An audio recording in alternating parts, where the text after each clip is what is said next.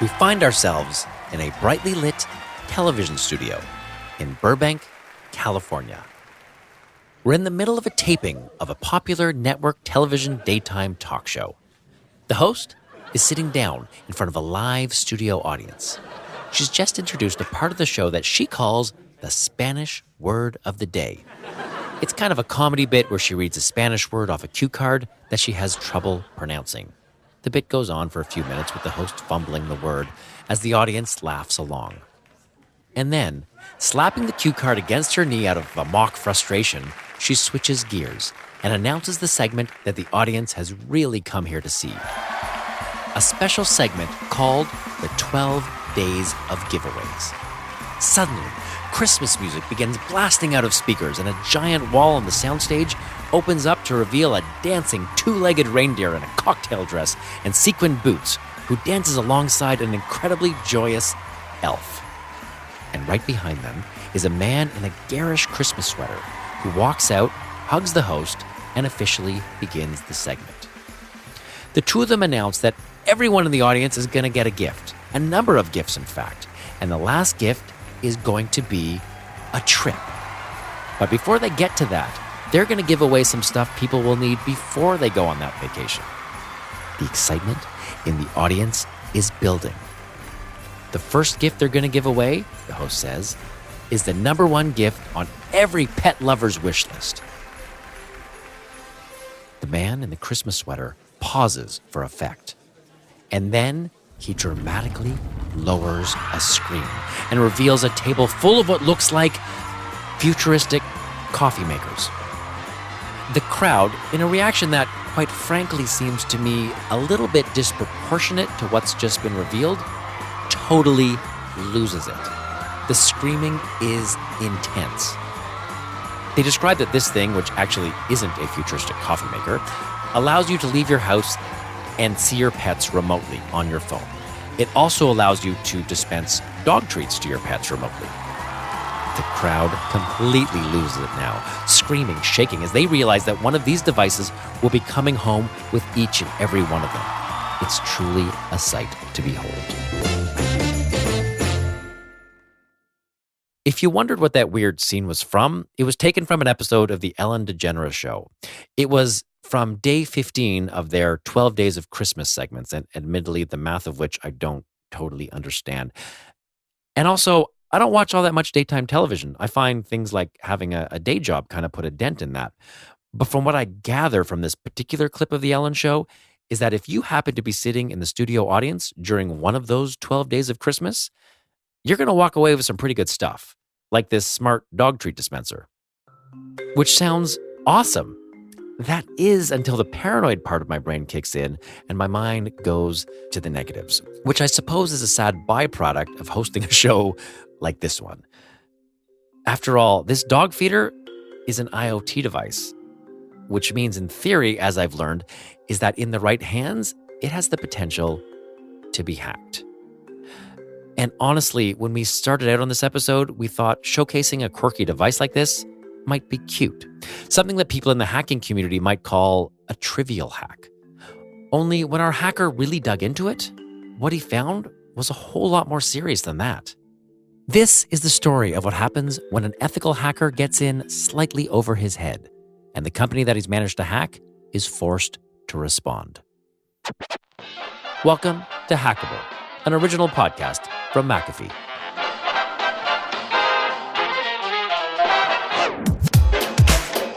This computer is on the job around the clock in case of attack. Their principal target is you.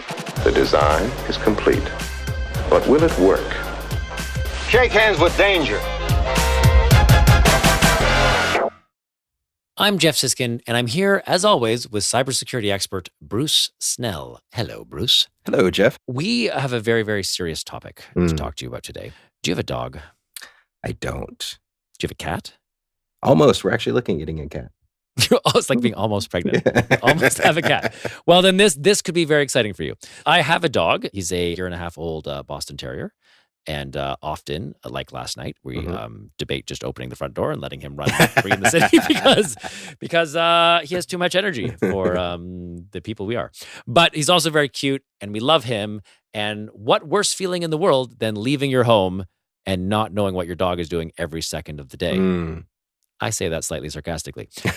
So we discovered this product that I kind of think is it's almost solving a need I'm not sure that we had. Okay. I think the premise of it is you go away to work, you love your dog so much, you're going to want to check what your dog is doing at all times. So now you can pick up your phone, you can see a live stream of what's happening with your dog. Every time your dog goes by the camera, it'll snap a picture, and you can or a little dog selfie. You can actually hear your dog. So your dog can bark, and you can be alerted when your dog is barking, which sounds like the worst thing in the world to me. Right. But you can also, talk back to, hey, Rover, and you can talk back to Rover.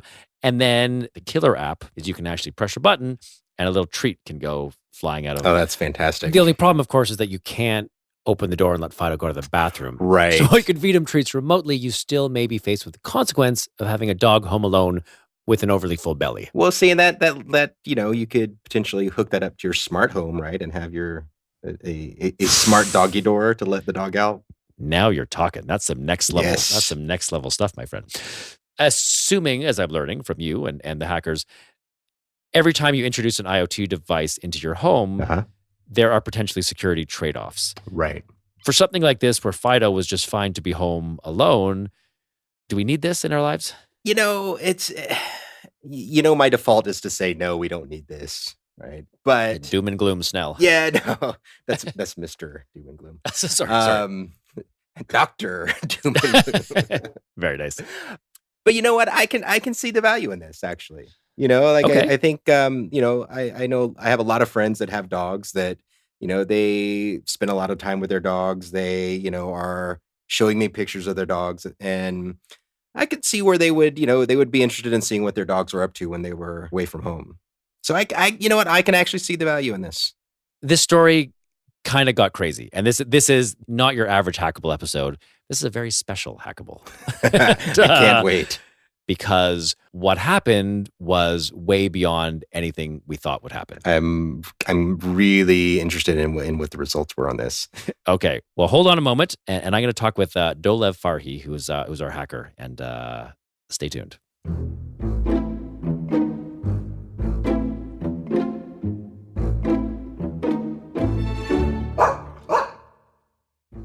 Dolev, thanks for coming over. Thank you so much for having me. This was your idea. You wanted to do a smart dog bowl. Is that what this is? What is this? Yeah, so this device is actually a food dispenser with a built-in camera, two-way audio, infrared night vision, and artificial intelligence technology baked into it. Awesome. It sounds awesome. Sounds great. And it is. It is awesome. For your pet. Exactly. Okay. Yeah.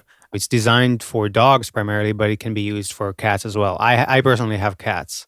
Before we get into whether or not you've hacked this or how you hacked this, I want to get my head around and actually see what this is. So what you have sitting on the floor between us, it looks kind of like a weird vase/robot. Yeah. It's a white device. It's maybe 18 inches high. There's a little hole. If it was a creature, it would be where its belly button was. Yeah, exactly. One thing I got to say is the device is really well built. Okay. It looks really good, and the hardware itself feels really like quality hardware. It doesn't feel cheap at all. Okay. Which is, when I unwrapped it, I was like, it looks good. There's a chance that I might not be able to get anything out of it in terms of, finding security flaws. That's just the first impression. Can I see it working? Yeah, for sure. Should I call the dog? Sure. Okay, hold on. So you have your phone in your hand. Yeah, and I'm just looking at the live video feed right now. So once I see the dog coming in, that's when I'll toss the food. Okay. All right. I'm going to call my dog, and we are going to demo this properly. Let's go. He was waiting dutifully outside the office door. Come here, good boy.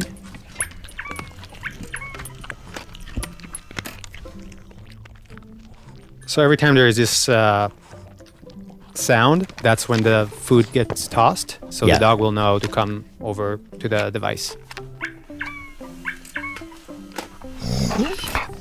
Okay, that's hilarious. It really chucks it out of there. Yeah. And are you getting any dog pictures? Yeah, you can basically just take a picture like with your regular camera. And you can also take videos as well. The idea is great. The idea is honestly great. It's a great product. It's built really well. It does what it's supposed to do. As funny as it seems to have a smart dog bowl, I'm actually starting to warm up to the idea. Yeah. So I know that when you got this, you found something. Right. What did you find out about this when you started taking a peek under the hood?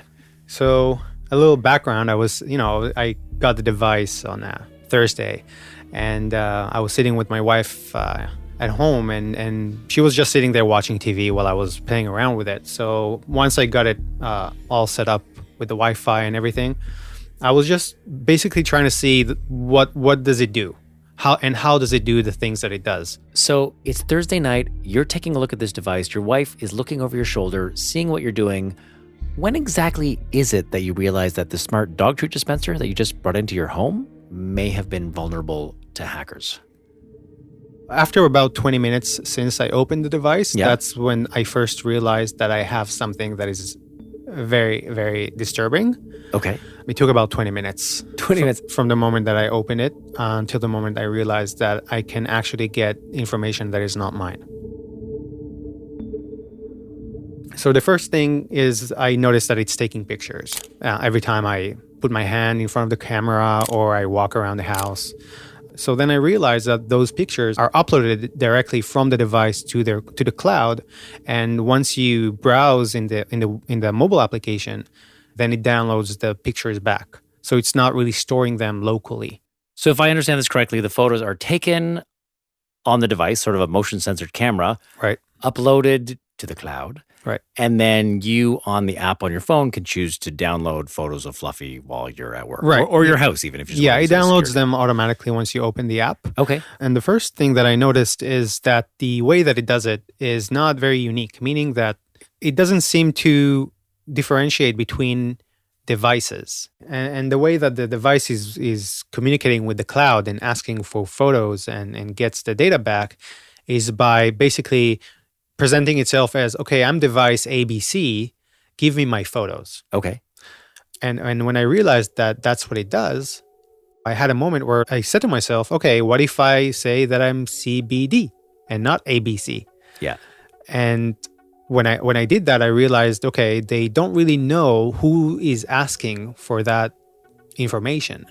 So for example, if you're jeff@gmail.com with a device of ABC, then if they had a system in place to understand, okay, device ABC is assigned to Jeff, then we would not have this issue. But since there's no association between your email and the device, then anybody can ask for ABC data. And were you able to find addresses for devices that weren't your own? So yes, I found a lot. I didn't necessarily download the photos, but since I had an indication if the device exists or not, somebody else could use that and get photos, and that's the moment that I actually stopped looking into the device, because I felt like, okay, there's nothing else that I need out of it. It's basically that's all I was looking for. And so what did you find before you realized that you should stop looking? I found a way to get customer photos. Those photos that the device captures and uploads to the cloud, either by, the motion sensor that it has. Those photos were available to anybody with a little bit of capability would have that. And the moment that I realized I don't have the pictures of myself, but somebody else's, I looked at my wife and, we had a what the fudge moment. Like how easy that was. It's very scary. And that device is in people's homes, and their children and kids, pets. It basically, since the device is always connected, then you can always get data. And since it's all based on motion sensors, photos will always contain something. Always. That's amazing, Dolev. And I guess it's amazing because what you've found very, very quickly is super invasive. Like, if that was in your bathroom, and your shower is in your bathroom, I'm guessing the motion censored photographs that could be taken are potentially not the ones you would want a strange hacker having access to. Exactly. And since we're not talking about a situation where you need to hack somebody's, home network, it's basically all in the cloud. It makes it even worse because you don't need to hack anybody. I don't need to hack you directly to get your photos. And that's the most concerning part. As an ethical hacker, after you've discovered a vulnerability in a product like this, what do you do now? Once I realized what I have, I immediately decided that I need to contact the company that is behind the device. I started looking for ways to get in touch with them. I messaged people on LinkedIn, Facebook, whichever platform I could, including their CEO. Okay. And it took them about, I think, 12 hours to get back to me. Okay. And that's when the customer service manager reached out to me. And I think at first they didn't really take me seriously. But then I told them, please pay attention. This is very concerning and I'm here to help you. At first, they didn't really believe me. They asked for a proof. So they gave me one of those addresses that I mentioned before, the physical address of a device that they owned, so that I will be able to get their photos and prove that I have something in my hands. Okay. They had a device set up with one photo, and they gave me the device ID. And that's when I presented them the photos that they had on their device.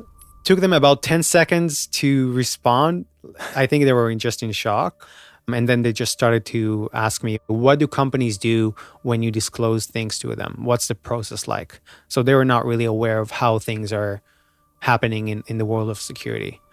That's so interesting. And it's also interesting because you're on the side of good. And I can imagine the first thing that most people are not doing is going to tell the company that we've hacked you and here's the problem. Right. To me, it was so scary and disturbing that I felt like this is the moment I have to contact them, because honestly, no one really knows if I'm the first one to discover this.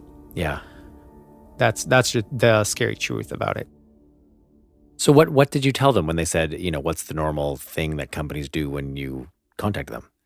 So I basically told them that I'm not going to be disclosing anything until they fix the problem. Okay. And I'll be helping them whenever they need me, either on making sure that the software fix that they implement actually fix the issue and doesn't introduce a new bug in the system, and basically constantly being in contact with them. And I was there for them. And what's amazing is that you weren't getting paid for this. This was, volunteer work to help them. Right. And so what happened? Did they patch the hole? So the problem with the flaw is that it's not an easy fix. They had to push a new mobile application in order to fix it. So they pushed a new version, I think, after about a week. Okay. I think. So a week later, there was an update in the Right. the App Store, and people could download that, and then the vulnerability that you found was fixed. Right. Okay. Exactly. Once they fixed it, I realized that, I only found one thing and I stopped looking into the device. Maybe there's more. Okay. And so did you keep looking? I kept looking just to see, what else is out there. You have a strange hobby, Dolev. I love it, and I appreciate it tremendously, and I've learned so much about it through doing the show. Oh yeah. But yeah, keep going. So I mentioned before that before you toss food to your dog, the dog needs to know that food is about to come out. Okay. There's a default sound that the device plays just before the food gets tossed. Yeah. And you can change it. They give you an option in the mobile app to record a message yourself. And it's about 6 seconds. So they give you 6 seconds to record a message yourself. So I was looking into that and I realized that the same kind of issue that they had with the pictures, they also had with the audio recordings. So exactly the same way, you could get all the audio recordings of all their customers. And so were you, the same way you were able to with the pictures, were you able to get those 6 second messages? Yeah, exactly. They had the same kind of flaw. Okay. And not only that, technically speaking, you could record a message yourself and upload it to another device. So you could have your voice saying something horrible to somebody's dog. Exactly. And that would become the default thing. Every time I press give dog a treat, it would say something you don't want to hear. something you don't want to hear. Yeah. Wow. And so did you hear some of these messages? Just a couple. Okay. And then again, I contacted them. Okay. We were on same problem. And, I told them, okay, I have one more thing that we need to discuss. We got on a call and they realized immediately what was going on just because, it's this kind of like the same thing as the pictures. Okay. So it was easier for them to understand what the problem is and how to fix it. Okay. After I found the flaw with the audio recordings, I reached out to them and they fixed it. And then I decided, okay, maybe there's more. I remember I was sleeping and I woke up realizing something.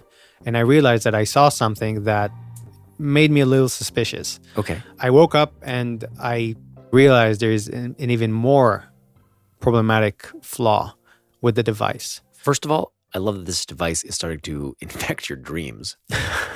Second of all, I'm unbelievably curious. So what did you find? So what I found was that when a user is losing access to the device or to his account, basically, and you need to reset your account's password, they had a logic flaw in that way that it works. And the way that they did it without going into too much technical details did not make sense.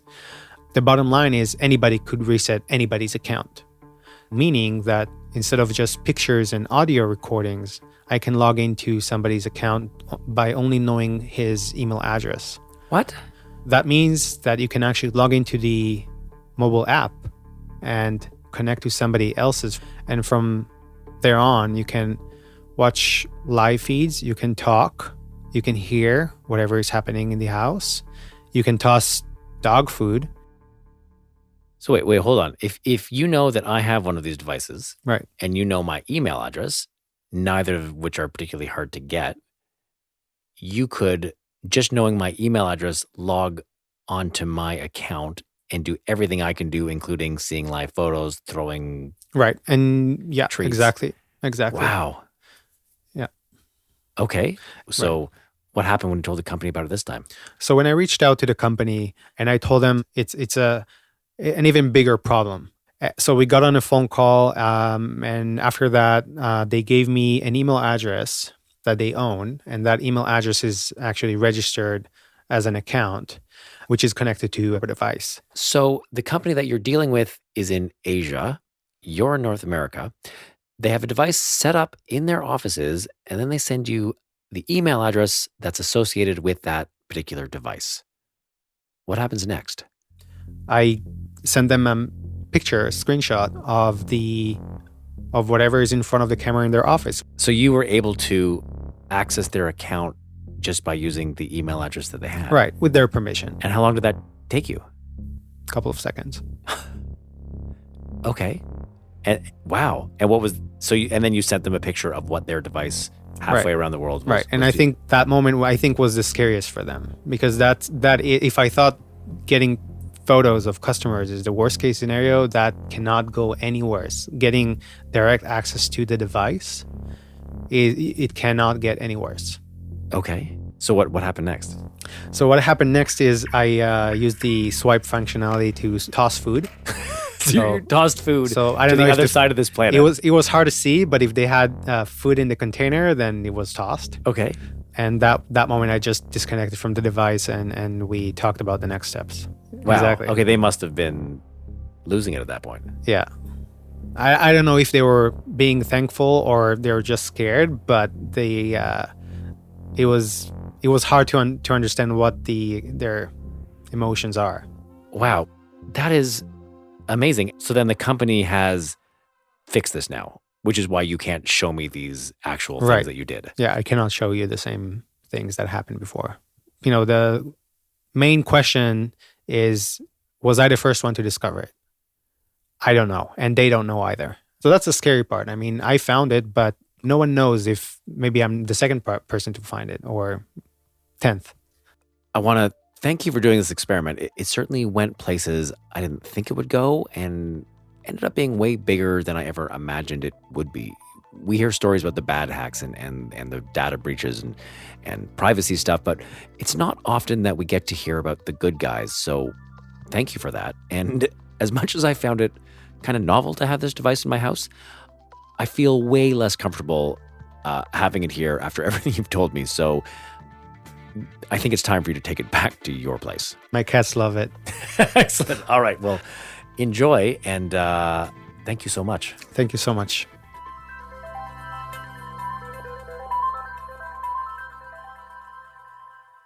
I'm back with Bruce Snell, cybersecurity expert. Holy smokes, Bruce. That was pretty epic. And I think one of the biggest takeaways for me was just how easy it was to find this back door that Dolev found so he could gain access to all sorts of images that he shouldn't have had access to. Right. But I was also super interested in his journey working with the company itself to get this corrected. It's a side of the story that I haven't heard enough of. And huge props to the company involved for being as reactive as they were, not only taking it seriously, but then correcting the problem fairly quickly. Yeah, no, it was actually, I'm very impressed with how quickly they were to respond. That's kind of one of the problems with a lot of these types of devices is that they, there's the concept of the minimally viable product, right? Like how little work can I do on a product to get it out the door, right? And have people, have it in such a way that people will buy it. And a lot of times they ship these products out with, not a really robust back-end infrastructure available or, kind of a cobbled together web interface or something like that. And so it's actually good to see somebody take responsibility for a security issue that comes up and very quickly work to fix the problem. So hats off to them. Given that the fact that, good hackers aren't checking out every single IoT product, what can you do to protect yourself for something like this? Who produced the product matters. Right. I think the company backing the product is really important, right? Because if it's some company that you've never heard of before and you go out and buy it because it's cheap and, it's cheap on eBay or something like that, if there's a security issue, there's no guarantee that they're going to run out and fix it. There are a lot of products out there that have glaring holes. There's a few nanny cams that I'm not going to mention that still have massive vulnerabilities that people have known about for years. And so it's very important that, if you're getting a device that's going to give you and potentially other people a window into your home, make sure that it's from a reputable company that has a good reputation for fixing issues like this. So brand names matter, It does. All right. Anything else? You also want to take a look at the device itself and what the interface looks like, right? So for example, if there's a way to send a link directly to a specific picture or video clip without having to log in, that's a big issue. You shouldn't be using a device like this if it doesn't have proper security for the web interface or for the app. I would never have thought of that one. Yeah, it's tough, right? Because you want it to be easy, but you also don't want it to be insecure as well. Okay, so let me see if I have this straight. Brand names matter. A reputable company is always better than the cheap thing you find on eBay with no brand name, that there's no customer service number and you can't guarantee that anything will happen. And then you should look at the device itself and judge whether or not it's secure or insecure. If there's a way to access a link or a picture of something, if it's some kind of camera, and you don't have to put your username and password, be wary. Right, absolutely. Bruce, thank you so much. I always appreciate this. Thank you, Jeff. It was a pleasure. All right, take care.